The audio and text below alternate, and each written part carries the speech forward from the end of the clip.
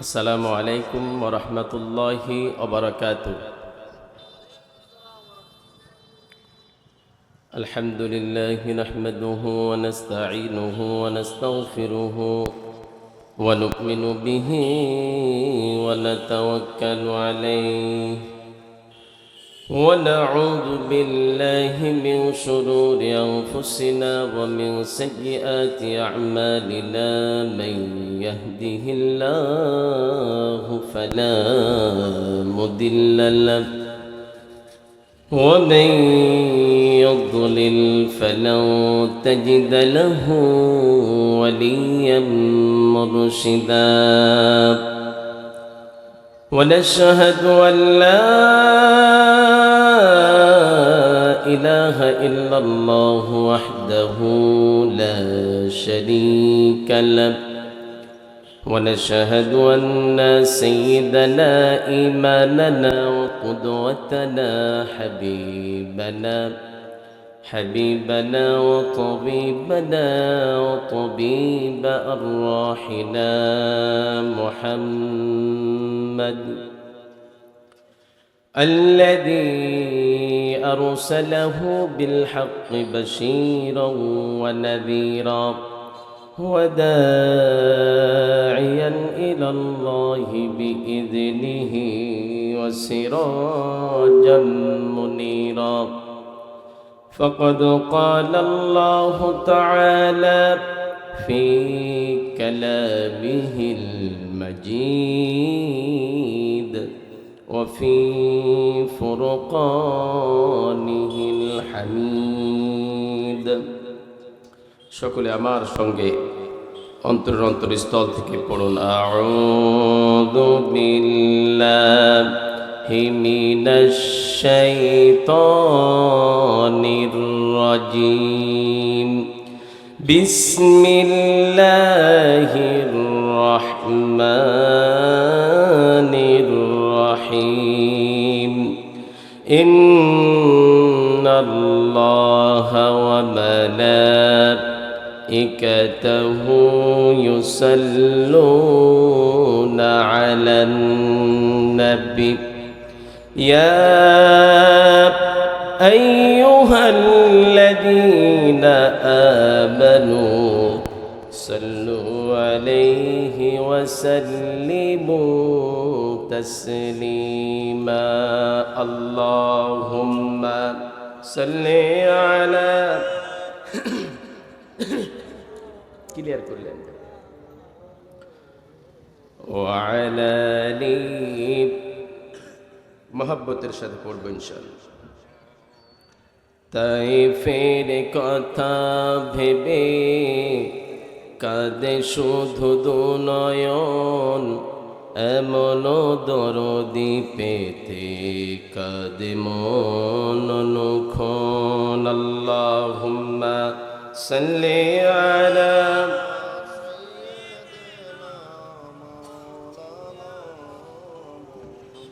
ওয়া আলা আলি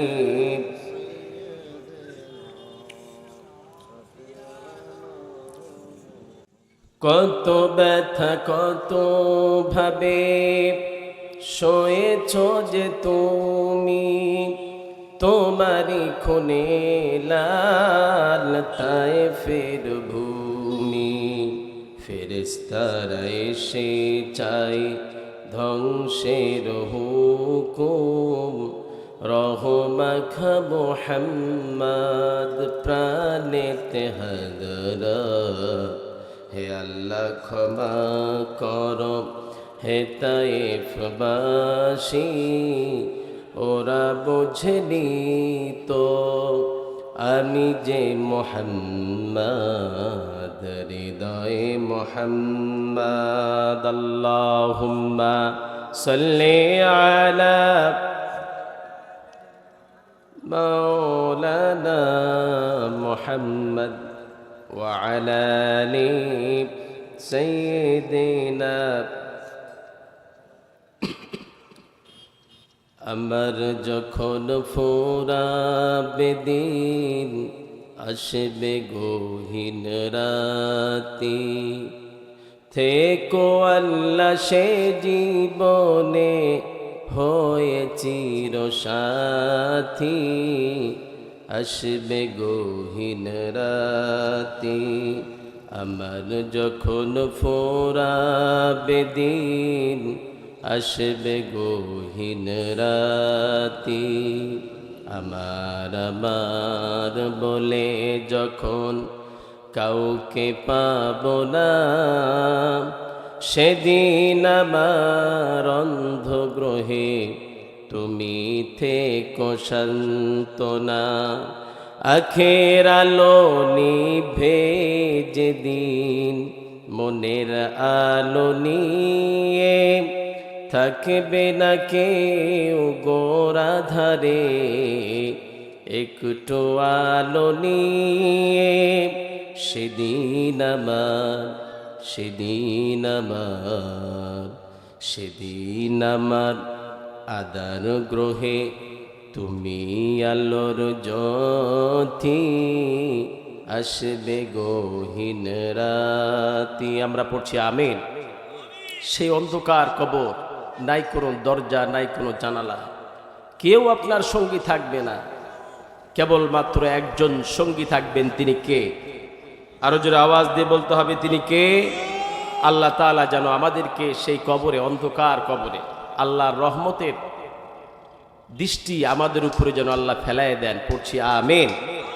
ঐতিহ্যবাহী নওগাঁ জেলার অন্তর্গত নজিপুর পৌরসভা থানাধীন আল মদিনা হাফিজিয়া কওমি মহিলা মাদ্রাসা এতিমখানার উদ্যোগে হেফজ সমাপনী ছাত্রীদের দস্তরবন্দি উপলক্ষে ৭ম বিরাট ওয়াজ মাহফিল। আজকের এই মাহফিলের সম্মানিত সভাপতি সাহেব আলহাজ মোহাম্মদ ফিরোজ হোসেন, সহসভাপতি করছেন আলহাজ মোহাম্মদ নজরুল ইসলাম শাহ চৌধুরী। আল্লাহ তাআলা যে সম্মান তেনাদেরকে দান করেছেন, মৌত পর্যন্ত এই সম্মানকে আল্লাহ তাআলা টিকে রাখুন। পড়ছি আমিন। আজকের এই মাহফিলের প্রধান মেহমান ইঞ্জিনিয়ার মোহাম্মদ এনামুল হক, কেন্দ্রীয় মজলিসে শুরা সদস্য ও নায়েবে আমির, বাংলাদেশ জামাতে ইসলামী, নওগাঁ জেলা ৪৭ নওগাঁ ২ পত্নীতলা ধামইরহাট। আল্লাহ তাআলা ভাইজানকে জনকল্যাণের স্বার্থে ইসলামের জন্য কবুল করে নেন। পড়ছি আমিন। রয়েছে প্রধান অতিথি জনাব মোহাম্মদ হাবিবুর রহমান সাহেব, জেলা কর্ম পরিষদ সদস্য, বাংলাদেশ জামাতে ইসলামী নওগাঁ। বিশেষ মেহমান আলহাজ মোহাম্মদ মুর্শেদুল আলম রঞ্জু ভাই। আল্লাহ তাআলা ভাইজানকেও কবুল করে নেন। যেনারা রয়েছেন প্রত্যেককে ইসলামের জন্য, ইসলামের খেদমতের জন্য আল্লাহ তেনাদের পরিবার পরিজনকে কবুল করে নেন। পড়ছে আমিন।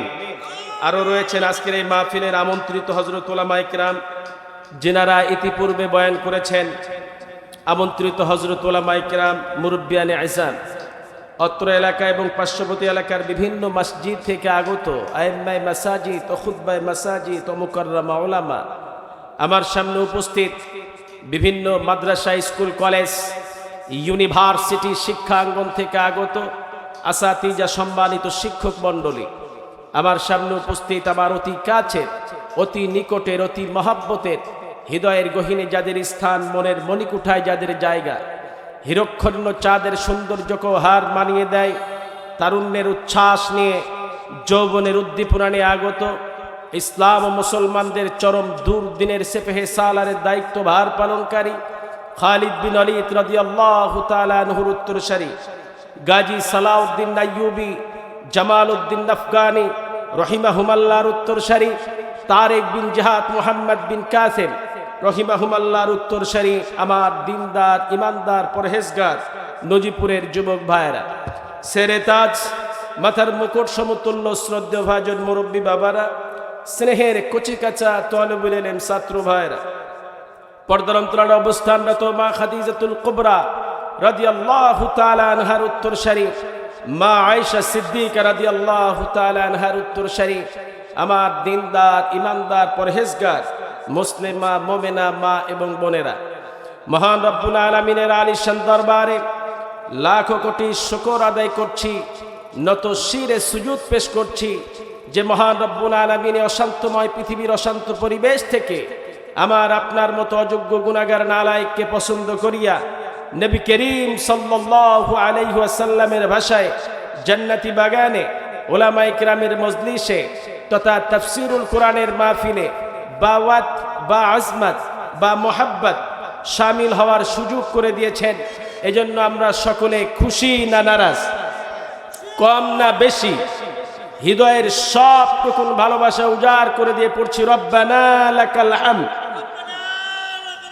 হামদান কাসীরান তাইয়িবান মুবারাকান ফীহি। পড়ছি ইয়া রাব্বি লাকাল হামদু কামা ইয়ানবাগি লিজালালি ওয়াজহিক ওয়া আযীম সুলতানিক।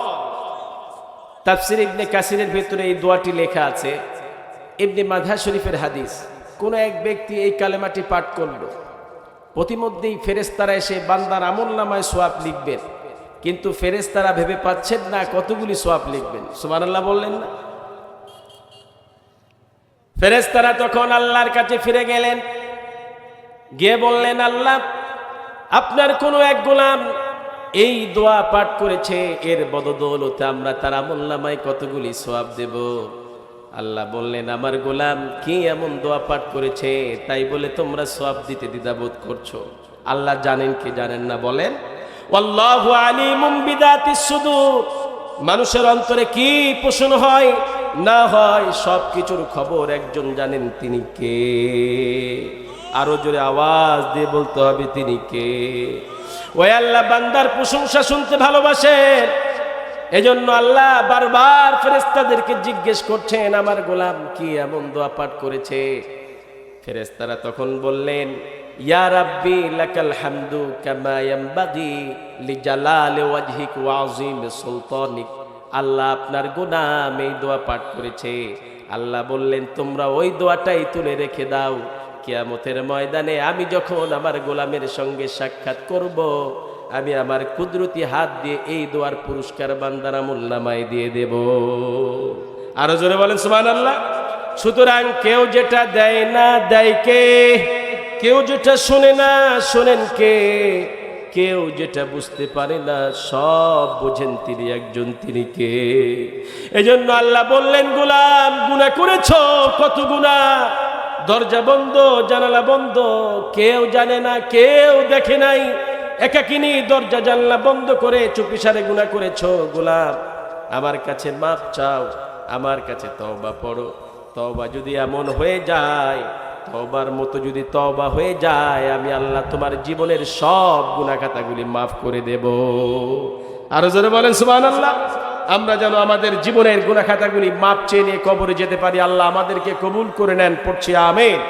আজকে জেনাদের আন্তরিকতার বদৌলতে, অক্লান্ত প্রচেষ্টার ফলে এত সুন্দর একটি জান্নাতি বাগান আমাদের উপহার দিয়েছেন। বিশেষ করে হাফেজ মাওলানা মোহাম্মদ আনিসুর রহমান ভাই, প্রতিষ্ঠাতা ও মহতামি মত্র মাদ্রাসা, এত সুন্দর জান্নাতি বাগান আমাদের উপহার দিয়েছেন। আপনারা সহযোগিতা করেছেন অর্থ দিয়ে, শ্রম দিয়ে, ভালোবাসা দিয়ে, মহব্বত দিয়ে। এত সুন্দর যেনারা আমাদেরকে জান্নাতের বাগানে বসার সুযোগ করে দিলেন, তেনাদের জন্য আমাদের অন্তরে দোয়া আছে না নেই? আমরা কি দোয়া করতে পারি? দোয়া করতে পারি এটাই, আল্লাহ তাআলা যেন তেনাদের পরিবার পরিজন যেনারা আছেন প্রত্যেকেরই জীবনের গুনাহ খাতা যেন আল্লাহ মাফ করে দেন, পড়ছি আমিন। এই মাদ্রাসাকে আল্লাহ তাআলা যেন কিয়ামত অবধি পর্যন্ত কবুল করে নেন, পড়ছি আমিন। মুসলমান ভাইরা আমার, বান্দা বড় অকৃতজ্ঞ। আজকে এই মাহফিলে আসলে, বসলে, কোরআনের কথা শুনলে লাভ আছে না নাই? আজকে মানুষ অবহেলিত অবস্থায় দেখে দেখে চলে যায়, মানুষ মাহফিলে বসতে চায় না। আরে আজকের এই মাহফিল আপনার জন্য হইতে পারে শেষ মাহফিল। আজকের এই কোরআনের জলসা, কোরআনের মজমা, আগামীকাল আপনি আল্লাহর সূর্য নাও আপনার এই দুইটি চোখ দেখতে পারে। কে বিদায় নিয়ে চলে যাব, কে থাকবো, আমরা কেউ বলতে পারবো না। সুতরাং পরকালের চিন্তা করতে হবে। এই জান্নাতি বাগান এমন একটি মূল্যবান বাগান, এই বাগানে যারা আসলো, বসলো, লাভবান হয়ে গেল। আলী রাদিয়াল্লাহু তাআলা আনহু বলেছেন, মাজালিসুল ইলম হিয়া রাউদুম মিন রিয়াদিল জান্নাহ, যেখানে কোরআনের আলোচনা হয় ওই জায়গাটা জান্নাতের টুকরায় পরিণত হয়ে যায়। সুবহানাল্লাহ। হাফাতহুমুল মালাইকা, যতক্ষণ সেখানে লোকেরা উপস্থিত থাকলো, রহমতের ফেরেশতারা, মালাইকারা, ফেরেশতারা এসে তাদেরকে রহমতের চাদর দিয়ে ঢেকে রাখলো। সুবহানাল্লাহ বলেন। যতক্ষণ সেই চাদরের গুন্ডির ভিতরে থাকলো, রহমতের ফেরেশতারা তার গুনাহ মাফের জন্য আল্লাহর কাছে দোয়া চাইতে থাকলো। সুবহানাল্লাহ বিহামদিহি। যতক্ষণ মাহফিল চললো, আখিরি মুনাজাত অবধি পর্যন্ত বান্দা অপেক্ষা করলো। যখন আখিরি মুনাজাত হয়ে যায়, আখিরি মুনাজাতের পর বান্দা যখন বাড়ির দিকে রওনা ধরে, চতুর্দিক থেকে রহমতের ফেরেশতারা বলতে থাকে, কুমু মাগফুরাল লাকুম, তোমরা দাঁড়িয়ে যাও, আল্লাহ তাআলা তোমাদের জীবনের সব গুনাহ খাতাগুলি মাফ করে দিয়েছে। আরো জোরে বলে সুবহানাল্লাহ। আমরা যেন আমাদের জীবনের গুনাহ খাতাগুলি মাপ চেয়ে নিয়ে বাড়ি যেতে পারি। আল্লাহ আমাদেরকে কবুল করে নেন, পড়ছে আমিন। যেনাদের কানে এই মাহফিলের মাইকের আওয়াজ যাচ্ছে, আমি আশাবাদী এই নজিপুরের ভাইরা, ইসলাম প্রিয় মুসলমানেরা অবশ্যই বসে থাকবেন না। হতে পারে আজকের এই মাহফিল আপনার জন্য শেষ মাহফিল, আমার জন্য শেষ মাহফিল। সুতরাং সুযোগ পেয়েছি, যারা কোরআনের কথা শোনার সঙ্গে সঙ্গে দুনিয়াবি সব কাজকর্ম ফেলে রেখে সেই জায়গায় হাজির হয়, এরা হচ্ছে মুমিন। আল্লাহ এদেরকে মুমিন বলেছে, দুনিয়াবি কাজকর্ম পিছনে ফেলে আর আল্লাহর কথা শোনার জন্য সামনের দিকে অগ্রসর হয়। আল্লাহ তাআলা যেন মুমিনের খাতায় আমাদের নামগুলি উঠায় নেন, পড়ছি আমিন। মুসলমান ভাইরা আমার, বান্দা বড় অকৃতজ্ঞ। আজকে এক দল আছে ইসলামের পক্ষের দল, আর এক দল ইসলামের বিপক্ষের দল। এক দল কোরআনের কথা বলে, আর এক দল কোরআন বিরোধী কথা বলে। এক দল কোরআনের আইনকে প্রতিষ্ঠিত করতে চায়, আর এক দল কোরআনের আইনকে ভঞ্চুল করতে চায়। এমন দল আছে না নাই? দেখবেন রহরহ অনেক যুবক, শরীরে শক্তি আছে, টকবগে যুবক, রক্তের তেজ আছে, পাওয়ার আছে, এই ক্ষমতা নিয়ে কোরআনের বিরুদ্ধে অ্যাকশন করে এমন যুবক, মুসলমান নামধারী যুবক আমাদের সমাজে আছে না? দেখবেন ওই যুবকদেরকে বলি, ও যুবকেরা, and I tell you young peoples of, আমি আমার যুবক ভাইদেরকে বলতে চাই, হোয়াট এভার ইউ ডু আর ডোন্ট ডু ইন লাইফ, জীবনে কিছু করো আর না করো, লাইফে কিছু করো আর না করো, ইসলামের সপক্ষে কাজ করো আর না করো, never use your power against Allah, কখনো নিজের শক্তিকে আল্লাহ তাআলার বিরুদ্ধে কাজে লাগিয়ে দিও না। যদি লাগিয়ে দাও, ইন্নাল্লাহ আলা কুল্লি শাইইন কাদির, আমার আল্লাহ হচ্ছে সকল শক্তির উপরে একক ক্ষমতাবান। আল্লাহ ছাড় দেন কিন্তু ছেড়ে দেন না, ঠিক কিনা বলে মুসলমান? কত শত যুবক আজও হাসপাতালের বেডে বিছানায় অসুস্থের যন্ত্রণায় ভুগতেছে। কত যুবক আজকে বাড়ির বিছানায় পড়ে আছে, দাঁড়াইতে চায়, দাঁড়াইতে পারে না। আল্লাহ বললেন, আমি আমার নাফরমান গোলামদেরকে নানাবিধ পরীক্ষা দিয়ে, অসুখ বিমার দিয়ে, অভাব অনটন দিয়ে বান্দাদেরকে পরীক্ষা করি। আল্লাহ রাব্বুল আলামিন বলছেন, ওই বান্দাকে পরীক্ষা করি এই কারণে, বান্দা তো নাফরমান ছিল, ভুল পথে হাঁটতেছিল, যাতে অসুস্থ দিলাম, বান্দা বারবার সে আমাকে ডাকতে থাকবে, বান্দা নিজের ভুল বুঝতে পারবে, সে সঠিক পথে ফিরে আসবে, ইহদিনাস সিরাতাল মুস্তাকিমের পথে তার জীবন অতিবাহিত করবে।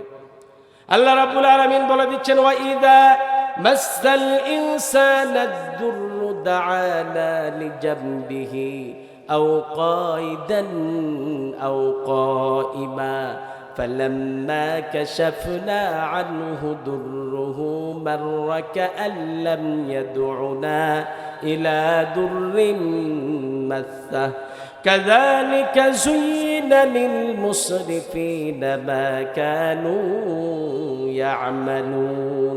আমি আমার নাফরমান গোলামদেরকে অসুস্থ দিয়ে, অভাব অনটন দিয়ে যখন পরীক্ষা করি, বান্দা যখন অসুস্থ হয়ে যায়, এখানে যারা বসেছেন প্রত্যেকের জীবনে এমন ঘটনা ঘটে গিয়েছে, যখন আমি কঠিন যন্ত্রণায় অসুস্থে ভুগতেছি, তখন আমি সদা সর্বদা আল্লাহকেই ডাকতে থাকি, খাইতে উঠতে বসতে সদা সর্বদা। আমরা ডাকছি কি ডাকি নাই বলেন? আল্লাহকে ডাকে, বান্দার ডাকে সাড়া দিয়ে আল্লাহ যখন তার কাছ থেকে তার অভাব অনটন অসুস্থতা দূর করে নিয়ে যায়, বান্দা যখন সুস্থ হয়ে যায়, ওই নাফরমান গোলাম সুস্থ হওয়ার পর আবার দুনিয়ার জমিনে আল্লাহর নাফরমানিতে লিপ্ত হয়ে যায়। দুঃখজনক, কষ্টকর অবস্থা। আল্লাহ তাকে ফিরাইতে চাইলো, সে নিজেই খারাপ পথ থেকে বেছে নিল। যুগে যুগে নবী রাসূল এসেছিলেন মানুষদেরকে এই খারাপ পথ থেকে ফেরানোর জন্য, সঠিক গাইডলাইন দেওয়ার জন্য এসেছেন। প্রত্যেকটি নবীকেই তারা পাগল বলেছে, জাদুকর বলেছে, মার দিয়েছে, গালিগালাজ করেছে, অপমান অপদস্থ করে খেদিয়ে দিয়েছে। নবীজির বড় মনটা খারাপ। প্রত্যেক নবীর দাওয়াত ছিল ইয়া কওমি ইবুদুল্লাহ মা লাকুম মিন ইলাহিন গায়রুহু, হে আমার জাতির লোকেরা, কওমের লোকেরা, তোমরা এক আল্লাহকে মেনে নাও, তিনি ছাড়া অদ্বিতীয় আর কেউ নাই। লা ইলাহা ইল্লাল্লাহ, তিনি ছাড়া কোনো ইলাহা নাই, সে আল্লাহকে মেনে নাও। মানুষেরা মুখ ফিরে চলে যায়। নবীজির বড় মনটা খারাপ। নবীজি বড় মনটা খারাপ করে একাকিনী ভাবে কোনো রাস্তায় চলতেছে। আল্লাহ রাব্বুল আলামিন বললেন, নবীজি আপনি মন খারাপ করবেন না। আলাম তারা আন্নাল্লাহা ইয়াসজুদু, আপনি কি দেখেন না আমাকে সিজদা করে? লাহু মান ফিস সামাওয়াতি ওয়া মান ফিল আরদ, আসমান এবং জমিন, ওয়াশ শামসু সুরুজ, ওয়াল কমারু চন্দ্র, ওয়ান নুজুম তারকারাজি, ওয়াশ শাজারু গাছগুলো, ওয়াল জিবাল পাহাড়গুলো, ওয়াদ দাওয়াব বিচরণশীল প্রাণীগুলো, ওয়া কাসীরুম মিনান নাস, এবং কিছু মানুষ আমাকে সিজদা করে। গাছ আমাকে সিজদা করে, সূর্য আমাকে সিজদা করে, চন্দ্র। ও নাফরমান বেঈমান, তোর মতো একজন নিমু খারাপ, আমি আল্লাহ আমাকে সিজদা না করলে আমার কিচ্ছু যায় আসে না, ঠিক কি না? শুধু তুই কেন রে, তাম পৃথিবীর মানুষ যদি আমি আল্লাহ আমাকে সিজদা ছেড়ে দেয় আমার কিচ্ছু যায় আসে না। আর তাম পৃথিবীর মানুষ যদি আমাকে সিজদা করে আমি আল্লাহ আমার কিছু বাড়েও না। আমি গানিয়ুন হামিদ, আমি সব প্রশংসায় প্রশংসিত, আমি কারো মুখাপেক্ষী নয়, গোটা পৃথিবী আমার মুখাপেক্ষী, ঠিক না বেঠে? আমরা আল্লাহকে মানলে, আল্লাহকে ডাকলে আমাদের লাভ আছে না নাই? আল্লাহ লাভ বলতেছেন, কি লাভ রয়েছে শোনো।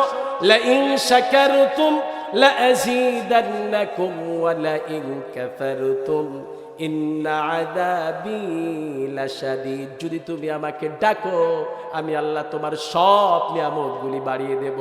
সুবহানাল্লাহ। কত নিয়ামত রাজি আল্লাহ রাব্বুল আলামিন দিয়ে দিলেন। খাইতে নিয়ামত, উঠতে নিয়ামত, বসতে নিয়ামত, ঘুমাইতে নিয়ামত। একটা নিয়ামত যদি ছিনায় নাই, ও গোলাম, একটি কদম সামনের দিকে অগ্রসর হতে পারবি না। কত নিয়ামত রাজি তোর আমার জন্য আল্লাহ তাআলা বরাদ্দ করে দিয়েছে। আল্লাহ রাব্বুল আলামিন জানিয়ে দিচ্ছেন, দেখ কি কি নিয়ামত তোদের জন্য আমি আল্লাহ বরাদ্দ করে দিলাম। ওয়াল জিবালা আওতাদা ওয়া খালাকনাকুম আজওয়াজা ওয়াজআলনা নাওমাকুম সুবাতা। সুবহানাল্লাহ বলেন। আল্লাহ বললেন, গোলাপ, ওই আসমান বানাইলাম, জমিন বানাইলাম, চন্দ্র সূর্য গ্রহ নক্ষত্র আমি আল্লাহ বানাইলাম। এই দুনিয়াকে আমি আল্লাহ বিছানা বানিয়ে দিয়েছি, এই দুনিয়া যেন টলমল করতে না পারে। এই জন্য উহুদ পাহাড়, জাফলং পাহাড়, ওই যে সাফা মারওয়া পাহাড় আছে, জাফলংয়ের যে পাহাড়গুলি আছে, কাশ্মীরের যে উঁচু উঁচু পাহাড়গুলি আছে, এই দুনিয়া যেন টলমল করতে না পারে। এই জন্য উঁচু উঁচু পাহাড়গুলি দুনিয়ার জন্য আমি আল্লাহ ব্রেক হিসাবে ব্যবস্থা করে দিয়েছি। সুবহানাল্লাহ বলেন। তোদেরকে আমি আল্লাহ জোড়ায় জোড়ায় সৃষ্টি করেছি, দিনকে দিয়েছি জীবিকা নির্বাহের জন্য, রাত দিয়েছি। আমার গোলাম ক্লান্ত শ্রান্ত শরীর সারাদিন পরিশ্রম করে টায়ার্ড হয়ে পড়বে, রাত্রিবেলায় আমার গোলাম রাত্রিবেলায় ঘুমিয়ে পড়বে। এজন্য আমি আল্লাহ তোদের জন্য রাতের বন্দোবস্ত করে দিয়েছি। সুবহানাল্লাহ বিহামদি। তাকিয়ে দেখ, আজকের গণনা অনুপাতে 18,000 মাখলুকাতের কথা বলা হয়েছে। জীব আল্লাহ সৃষ্টি করেছেন, এই গণনা সঠিক হয় নাই। এক সমুদ্রের তলদেশেই পানির নিচে রয়েছে 3,000-এর অধিক প্রাণী। আল্লাহু আকবার। তাহলে কত কিছু আল্লাহ তাআলা দিয়ে দিলেন। আল্লাহ বললেন, গোলাপ, এগুলি সব তোদের গোলামি করবে। বনের একটি হাতি, 100 মানুষের শক্তি যে হাতির গায়ে, ওই হাতি পর্যন্ত তার মাউতের কথায় উঠবোস করে। ও গোলাম রে, পৃথিবীতে যা কিছু দেখতেছ এ সব কিছু আমি আল্লাহ তোদের গোলাম হিসাবে বানিয়েছি। আর তোদেরকে বানিয়েছি ইয়া মা'আশারাল জিন্নি ওয়াল ইনসি ইন ইসতাতা'তুম আও তানফুযু মিন আকতারিস সামাওয়াতি ওয়াল আরদ ফানফুযু লা তানফুযুনা ইল্লা বিসুলতান। হে মানুষ এবং জিনেরা, আমি তোদেরকে বানিয়েছি কেবল আমার গোলামি করার জন্যই। আর যদি আমার গোলামি করতে ভালো না লাগে, ইনিস্তাতাতুম মান তানফুযু মিন আকতারিস সামাওয়াতি ওয়াল আরদ, বেরিয়ে যা আমার পৃথিবী থেকে। ফানফুযু, যা, চলে যা। তোদের বাপ দাদাদের কোনো পৃথিবী যদি থেকে থাকে সেখানে চলে যা। ফাংফুজু, আবার কোনো আপত্তি নাই। লা তানফুজুনা ইল্লা বিসুলতান, পৃথিবীতে এমন কোনো জায়গা নাই যেখানে তোমার রব আল্লাহ তাআলা সূর্যের কিরণ পড়ে না, এমন কোনো স্থান নাই যেখানে আল্লাহর বাতাস বয় না। ঠিক না বেটে? এই দুনিয়াতে থাকতে গেলে আল্লাহর আইন মানতে হবে, ঠিক কিনা? আল্লাহর আইন মানা ছাড়া আমাদের কোনো উপায় নাই। আল্লাহ বললেন, গোলাম কত নিয়ামত দিয়েছি তাকিয়ে দেখ। ওই আকাশটাকে আমি আল্লাহ সাজিয়েছি মানজিল দিয়ে, খুঁটিবিহীন আকাশটাকে দাঁড় করায় রাখলাম তোদের মাথার উপরে। ওই সূর্য এবং চন্দ্রটাকে দাঁড় করায় রাখছি। গোলাম তাকিয়ে দেখ, তোদের যে বয়সের গণনা, সময় তারিখ দিনক্ষণ যে নির্ধারণ হয়, এগুলির সব গণনা আমি আল্লাহ রাব্বুল আলামিন তোদেরকে শিখিয়ে দিয়েছি। আল্লাহ রাব্বুল আলামিন বলছেন, হুয়াল্লাযী জাআলাশ শামসা দিয়াআন ওয়াল কামারা নূরান وقدره منازل لتعلم عدد السنين والحساب। ঝিলিমিলি তারকার ভিড়ে আকাশে মুক্তর নেই যেন চাঁদটা হাসে। কতই না সুন্দর তব সৃষ্টি তোমার, স্রষ্টা তুমি এ নিখিল ধারার। সুবহানাল্লাহ বলেন। আল্লাহ বললেন, ওই সূর্যকে আমি আল্লাহ প্রখর তেজদীপ্ত করে বানিয়েছি, এই চাঁদকে বানিয়েছি জ্যোতির্ময়, আর এই দুইটির জন্য আকাশে অনেকগুলি আমি আল্লাহ মানজিল তৈরি করে দিয়েছি, যাতে করে আমার গোলামেরা বছরের গণনা, মাসের গণনা, সপ্তাহের গণনা, দিনের গণনা, ঘন্টার গণনা, সেকেন্ডের গণনা, এই নির্বোধ গোলামেরা যেন তা সহজেই বুঝতে পেরে যায়। সুবহানাল্লাহ বলেন। আল্লাহ বললেন, তাকিয়ে দেখ, ওই যে আকাশে যজুল্যমান তারা আর জ্যোতির্ময় চাঁদ যখন রাত্রিবেলায় ওই ঠান্ডাদায়ক আলো ছড়িয়ে দেয়, তোদের চোখে ঘুম চলে আসে, ওই আকাশের চাঁদটাকে আমি আল্লাহ ওই জায়গায় রেখে দিয়েছি, ওই সূর্যটাকে আমি আল্লাহ রেখে দিয়েছি। না আছে কোনো তারের কানেকশন, না আছে সুইচের কোনো বন্দোবস্ত। কিয়ামত অবধি পর্যন্ত সূর্য পশ্চিম দিকে উদিত অস্ত যাবে, পূর্ব দিক থেকে উদিত হবে। চন্দ্র পশ্চিম দিকে উদিত হবে, পূর্ব দিকে গিয়ে অস্ত যাবে। কিয়ামত পর্যন্ত তারা তাদের কক্ষপথে চলবে। ও গোলাম রে, এগুলি সব আমি আল্লাহ সেট করে দিয়েছি। তাকিয়ে দেখ, এই পৃথিবী থেকে ওই চাঁদের দূরত্ব 3,84,400 কিলোমিটার দূরে অবস্থান করছে।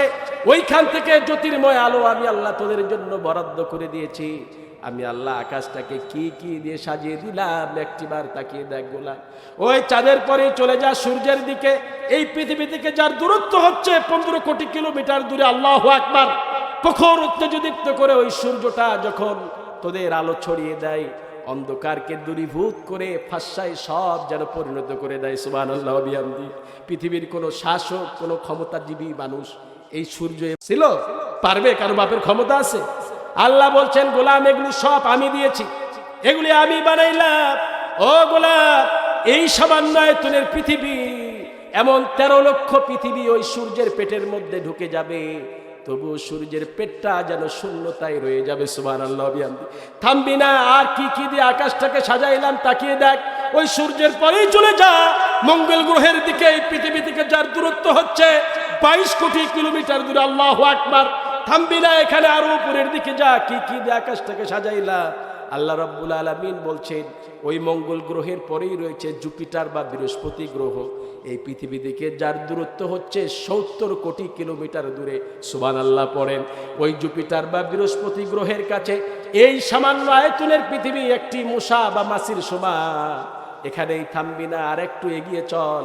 ওই জুপিটার বৃহস্পতি গ্রহের পরেই রয়েছে ইউএস কোটি পৃথিবী থেকে যার দূরত্ব হচ্ছে 5000 আলোকবর্ষ দূরত্বের পথ। আল্লাহু আকবার।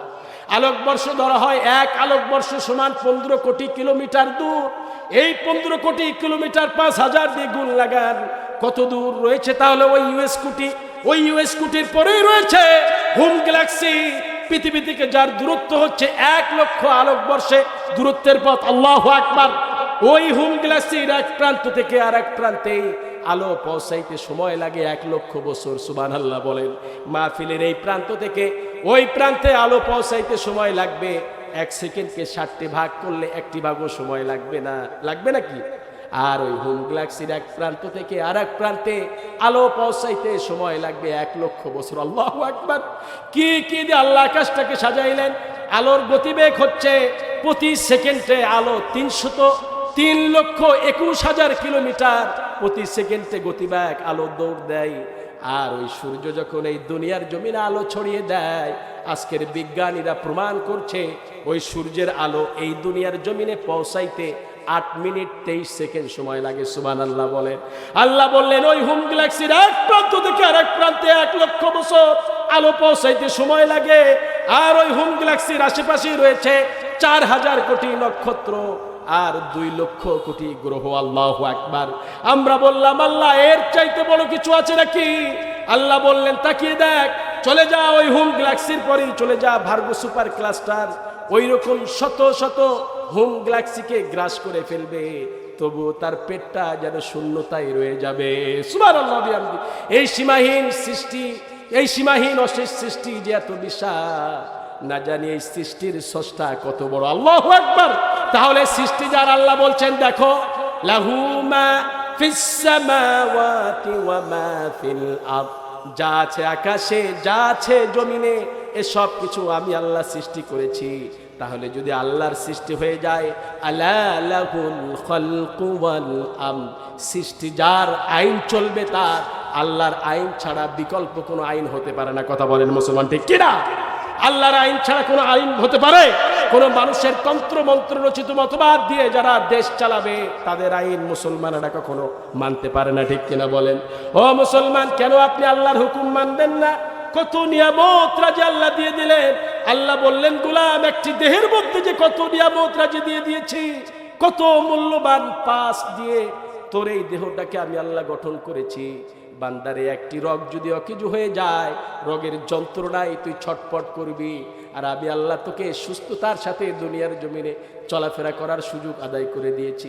তাম পৃথিবীর মানুষ মিলে একত্রিত হয়ে যদি আমরা আমাদের রবের শুকর আদায় করতে শুরু করি, আমরা আমাদের রবের শুকর আদায় করে শেষ করতে পারবো নাকি? আল্লাহ রাব্বুল আলামিন বললেন, কুল লাউ কানাল বাহরু মিদাদান লিকালিমাতি রাব্বি লানাফিদাল বাহরু ক্বাবলা আন তানফাদা কালিমাতু রাব্বি ওয়ালাউ জিনা বিমিসলিহি মাদাদা। সাগরের পানিগুলো কালি করে, গাছের পাতাগুলো খাতা করে, তোমার মহিমা লেখা শেষ হবে না, যদিও লেখি প্রভু জীবন ভরে। সুবহানাল্লাহ পড়েন। আল্লাহ বলছেন মুহাম্মদ সাল্লাল্লাহু আলাইহি ওয়াসাল্লাম, আপনি বলে দিন যদি সমুদ্রের পানিগুলি হতো আমার প্রভুর বাক্য লেখার কালি, আর যদি এই গোলামেরা সেই কালি দিয়ে আমার প্রশংসা সমূহ কথাগুলি লিখতে আরম্ভ করত, আমার প্রশংসা লেখার আগেই সমুদ্র নিঃশেষ হয়ে যেত। আল্লাহু আকবার! আবার যদি একটা সমুদ্রকে কালি বানিয়ে দেয়, সেটি দিয়েও যদি লিখতে আরম্ভ করে, সেটিও শেষ হয়ে যাবে। তবুও বান্দা তার রবের প্রশংসা সমূহ কথাগুলি লিখে শেষ করতে পারবে না। সুবহানাল্লাহ বিহামদি। আল্লাহ বললেন গোলাম, কত নিয়ামত তোদের জন্য বরাদ্দ করে দিয়েছি, তাকিয়ে দেখ, এত নিয়ামত রাজি আমি আল্লাহ দিয়ে দিলাম। এই নিয়ামতের শুকর আদায় কর। বিশেষ করে রাতের বেলায় যখন সকল মানুষজন ঘুমিয়ে যায়, তুই বিপদগ্রস্ত হয়েছ, অসুস্থ হয়েছ, ঋণগ্রস্ত হয়েছ, অভাব অনটন চেপে বসেছে তোমাকে, তুমি একাকিনী পড়ে গিয়েছ, প্রাণের বিবি কলিজা টুকরা সন্তানগুলি ঘুমায় যায়। ও গোলাম রে, রাত্রি বেলায় ঝিঝি পোকার আওয়াজ তোমার কানে ভেসে আসে, বিপদগ্রস্ত হয়েছ, অসুস্থ হয়েছ, জায়নামাজটা অন্ধকারের মধ্যে বিছিয়ে দিয়ে আল্লাহর কাছে সাহায্য চাও, তাহাজ্জুদের নামাজের জন্য দাঁড়িয়ে যাও, তাহলে তোমার রব আল্লাহ তাআলা সমস্ত বিপদ মুসিবত থেকে তোমাকে উদ্ধার করায় দেবে। সুবহানাল্লাহ বলেন। আল্লাহ বলছেন, ওয়া মিনাল লাইলি ফাতাহাজ্জাত বিহি নাফিলাতাল লাক আসা আইয়াবআসাকা রাব্বুকা মাকামান মাহমুদা। তাহাজ্জুদের জায়নামাজে মরণ দিও প্রভু আমায়, একামতে দিনের পথে শামিল করে নিও আমায়। বলেন আমার সঙ্গে, বলেন, তাহাজ্জুদের জায়নামাজে মরণ দিও প্রভু আমায়, একামতে দিনের পথে শামিল করে নিও আমায়। আমরা পড়ছি আমিন। আল্লাহ রাব্বুল আলামিন বললেন, রাতের কিছু অংশে তাহাজ্জুদের নামাজের জন্য দাঁড়িয়ে যাও, তাহলে তোমার রব আল্লাহ তাআলা মাকামান মাহমুদা, তোমার সম্মান ইজ্জত যিনি বাড়িয়ে দিবেন তিনি কে? এজন্য নামাজের দরকার আছে না নাই? বান্দা সব সময় নামাজ আদায় করো, আল্লাহর কাছে সাহায্য চাও। আমরা খাইতে উঠতে বসতে সদা সর্বদা সাহায্য চাইবো কার কাছে? মানুষের জমির আইল ঠেলার সময় সাহায্য চাইবো কার কাছে? চালাক আছেন আপনারা না? আরে মানুষ দেখা যায় হাজী শরীয়তুল্লাহ হজ করে আসছে, মানুষের জমি 10 হাত তার ভিতরে ঢুকাই নিছে, কিন্তু ওর জমি থেকে 1 আঙ্গুল বের হতে দেয় না। এমন লোক আছে না নাই? আর যার যার জমি নিয়েছেন তাকে বুঝায় দেন, নইলে কিয়ামতের ময়দানে কবর থেকে শুরু হয়ে যাবে, আপনার জমিন আটিয়ে আসবে। আর আপনার হৃদয়টা যদি বড় হয়ে যায়, আল্লাহ আপনার কবরটারে প্রশস্ত বানায় দিবে। সুবহানাল্লাহ বলেন। আজকে মুসলমান দেখা যায় নামাজের ভিতরে বাইরে একজনারই আমরা প্রশংসা করব, তিনি কে? এশারের নামাজ পড়েন নাই, কে কে আমার সঙ্গে হাত উঠান তো? চালাক আছেন আসলেই, আপনারা খুব চালাক। নজিপুরের মানুষ শিক্ষিত মানুষ তো চালাক আছে। মুসলমান ভাইরা আমার, এমনও লোক আছে আমাদের সমাজে, দেখবেন লাইফে কোনোদিন ফজরের নামাজ পড়ে নাই, এমন লোক আছে না? এমন লোক আছে ফজরের নামাজ পড়েন না, হারে হেলায় খেলায় দিন মোর কেটে যায়। দৈনন্দিন নামাজের ডাক আসে মোর, একটিবারও মুই নামাজের ডাকে সাড়া দেই না। এজন্য তো বিশ্বকবি কাজী নজরুল ইসলাম বলেছেন, ঘুমাইয়া কাজা করেছ ফজর, তখনও জাগুনি যখনও জহর, হেলাই খেলাই কেটেছে আসর, মাগরিবের ওই সুরিয়া যান, এখনো জামাতে হওরে শামিল, এখনো এসাতে আছি ইস্তার, বাজিছে দামামা বাদরে আমামা, শির উঁচু করি মুসলমান, দাওয়াত এসেছে নয়া জামানায়, ভাঙা কেল্লায় ওড়ে নিশান। সুবহানাল্লাহ বলেন। এত সুন্দর কবিতার উদ্ধৃতি দিয়ে তিনি বুঝিয়ে দিয়েছেন, ও মুসলমান, দৈনন্দিন মুয়াজ্জিন সাহেব 5টি বার আপনাকে নামাজের জন্য ডাক দেয়, হাইয়া আলাস সালাহ, তোমার কল্যাণের জন্য এসো, হাইয়া আলাল ফালাহ, নামাজের জন্য এসো। একটিবারও তার ডাকে আমরা সাড়া দেই না।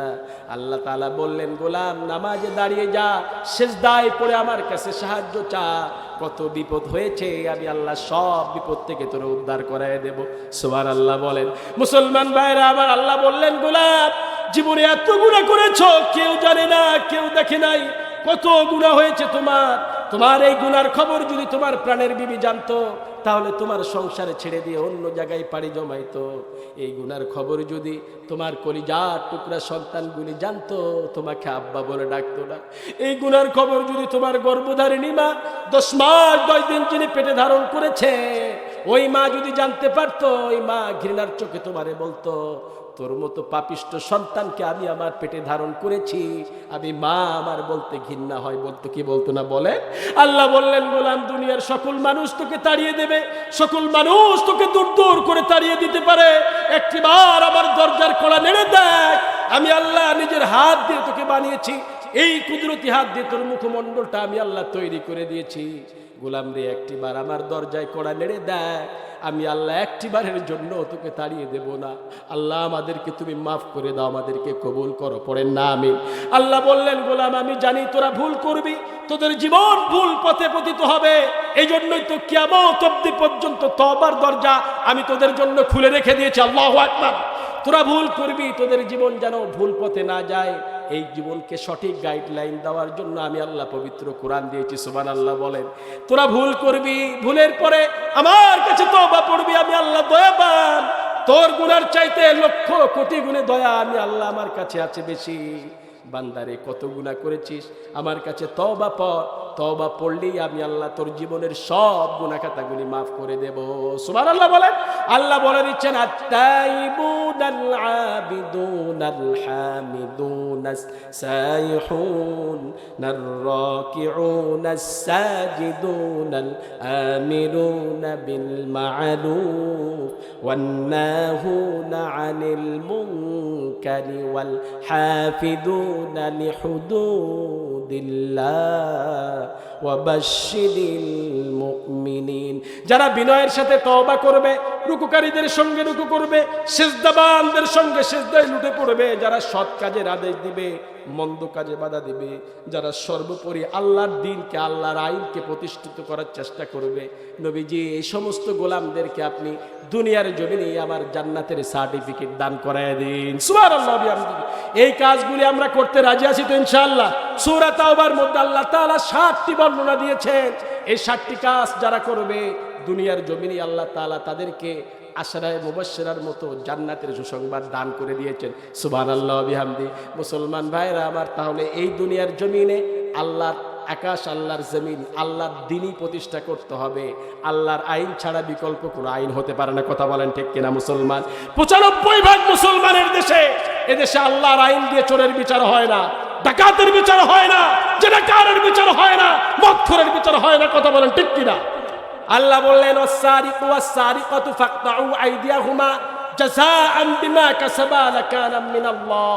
যে পুরুষ কিংবা নারী চুরি করবে, তোমরা তাদের কৃতকর্মের কারণে তাদের ডান হাত কবজি অবধি পর্যন্ত কেটে ফেলো। এটি আল্লাহ তাআলার পক্ষ থেকে শাস্তি। আল্লাহ হচ্ছে আজিজু, পরাক্রমশালী, হাকিমু, মহাকুশলী। কিন্তু দেখা যায় বাংলাদেশের, বাংলার জমিনে আল্লাহর আইন দিয়ে চোরের বিচার হয় না। হয় নাকি? দেখা যায় যে ইংরেজ ব্রিটিশ শয়তানদের বানানো আইন দিয়ে হাইকোর্ট, জজ কোর্ট, সুপ্রিম কোর্ট বিচারালয়গুলি তাদের আইনের ধারা অনুপাতে 378, 382 ধারা অনুপাতে চোরের সাজা হাত কাটা নয়, কয়েক মাস জেল দিয়া বেকসুর খালাস করে দেওয়া হয়। এমন যদি হয়ে যায় বাংলাদেশ চোর মুক্ত হবে না, নতুন করে আরো চোর যুক্ত হবে। কথা বলেন ঠিক কিনা মুসলমান? এজন্যই তো মন্ত্রী পরিষদায় ভালো মানুষের অভাব পড়েছে। চোর, বাটপার, মেলি কেলেঙ্কারিতে জড়িত এমন সব বদমাইশ দিয়ে মন্ত্রী ক্যাবিনেট তৈরি হয়েছে। কথা বলেন ঠিক না ব্যাটি? চোর হয়ে যায় মন্ত্রী, আমার দেশের চোর হয় মন্ত্রী। আহারে কি দুঃখজনক কথা। মেন হলের ঢাকনা চুরি করেছে একটা চোর, ঢাকনা চোরের দায়ে পুলিশ তাকে অ্যারেস্ট করে আদালতে নিয়ে যায়। জজ সাহেব ঢাকনা চোরের বিবরণ শুনে ওই চোরকে ফাঁসির রায় কার্যকর করলেন। চোর বেচারি রায় শুনে কান্নায় ভেঙে পড়ল। শুরু হলো রায় কার্যকর করার প্রক্রিয়া। ফাঁসির মঞ্চ তৈরি হচ্ছে। জেলার সাহেব ফাঁসির এক মুহূর্তে চোরকে বলতেছে, চোর কি চাও? তোমার যদি মরার আগে কোনো ইচ্ছা থাকে, শেষ ইচ্ছা আমরা পূরণ করার চেষ্টা করব। চোর বলতেছে, আমার কোনো ইচ্ছা নাই, তবে আমার একটা ইচ্ছা, এই দেশের প্রধানমন্ত্রীর সঙ্গে আমি একবার সাক্ষাৎ করতে যাই। আচ্ছা, খুব ভালো কথা।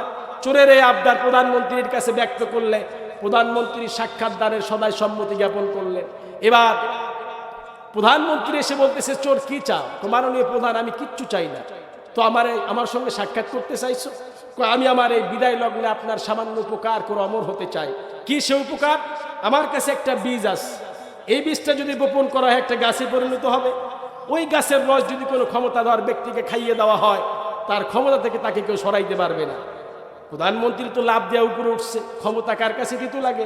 সকলের কাছেই তো প্রিয় লাগে। আমার দেশেও তো তাই হয়েছিল। ককটেল মারো, গরম পানি নিক্ষেপ করো, আগুন ফেলাও, গোলাবর্ষণ করো, আমি অত শত বুঝি না। কে মরে মরুক, কে বাঁচে বাঁচুক, আমি শুধু পাওয়ার চাই। কথা বলেন ঠিক কিনা? এরকম বেয়াদব ছিল আমার দেশে। পাওয়ার মানুষকে, ক্ষমতা মানুষকে উপরের দিকে লোভনীয় করে তোলে। ইংরেজি একটি প্রবাদ বাক্য আছে, power backs people get the higher position more power. ক্ষমতা মানুষকে উপরের দিকে লোভনীয় করে তোলে, আরো পাওয়ার চাই, আরো ক্ষমতা চাই। এই ক্ষমতা মানুষকে লোভনীয় করে তুলেছে। সাধারণত মেম্বার হওয়ার পরে তার মনে আশা জাগে, আহারে আমি যদি চেয়ারম্যানের গদিতে বসতে পারতাম। চেয়ারম্যান চিন্তা করে, আহারে এমপির গদিটা যদি আমার থাকতো। একটা ইউনিয়নে, একটা উপজেলায় 7 থেকে 8টা ইউনিয়ন আছে, 7-8 জন চেয়ারম্যানের মতো আমার একটা চেয়ার। আমি যদি ওই এমপির চেয়ারটা পাইতাম, গোটা উপজেলা নজিপুর আমি নেতৃত্ব দিতে পারতাম। আহারে এমপি চিন্তা করে, মন্ত্রীর গদিটা যদি আমি পেয়ে যেতাম। মন্ত্রী চিন্তা করে, প্রধানমন্ত্রীর চেয়ারটা যদি আমার হয়ে যেত। প্রধানমন্ত্রী চিন্তা করে, if the world our my leadership, যদি Joe Biden, Donald Trump, Barack ওবামার মতো গোটা পৃথিবী আমি নেতৃত্ব দিতে পারতাম, আমার জন্য না জানি কত ভালো হতো।